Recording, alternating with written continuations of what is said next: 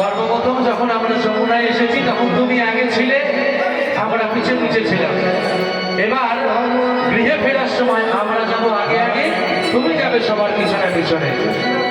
বলছে ঠিক আছে, তাই হবে। তাই এবার ললিতা বিশ্বকা আগে আগে, শ্রীমতী রাধারানী আমার পিছে পিছে চলেছে নৃত্য করতে করতে আপন গৃহে। হরে কৃষ্ণ হরে কৃষ্ণ কৃষ্ণ কৃষ্ণ হরে হরে, হরে রাম রাম রাম হরে হরে।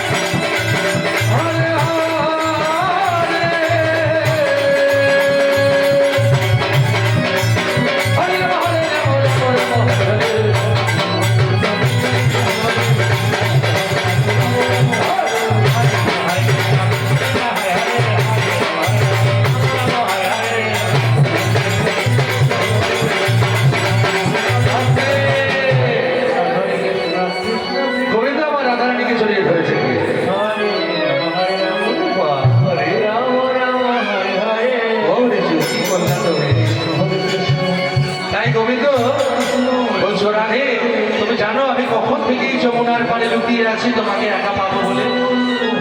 রাধারানী বলতে তুমি সরে যাও, তুমি দেখলে না আমার সাথে যে সঙ্গীরা এসেছিল তারা তো গৃহে চলে গেল।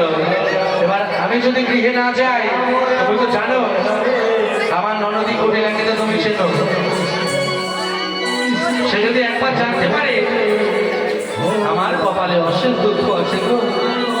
তুমি তো বলছো শোনো রাধি, কতদিন পর তোমায় পেয়েছি। এই যমুনা শোনো তো, তুমি জানো আমার কতটা কষ্ট হচ্ছে, কতটা চিন্তা হচ্ছে আমার, যেই বুঝি আমার ননদী চলে এলো। বলতে শোনো রাধি, যতক্ষণ আমি এই যমুনার তীরে আছি সেখানে তোমার ননদী কেন তোমার শাশুড়ি আসলেও কিছু করতে পারবে না। বলতে সত্যি তো? বলছে হ্যাঁ হ্যাঁ সত্যি। ঠিক আছে, এসো আমরা একটু নৃত্য করি যমুনার তীরে। হরে কৃষ্ণ কৃষ্ণ কৃষ্ণ হরে হরে, হরে রাম হরে রাম রাম রাম হরে হরে।